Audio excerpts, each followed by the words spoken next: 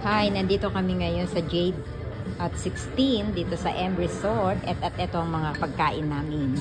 Ayan, tiger roll. And then we have our pork and shrimp shumai. And then we have our Thai beef salad. Tapos ito calamari. And then meron kaming crab fried rice. Ayan. Tsaka syempre yung mga dip namin, ayan, ginger, tsaka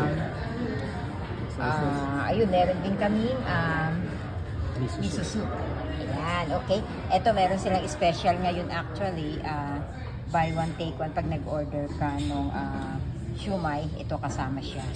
Ayan, okay guys. Bon appetit. At saka ito nga palang hiningi ko ay lemon water. Tapos meron pa akong honey. Okay guys, bon appetit. Yum!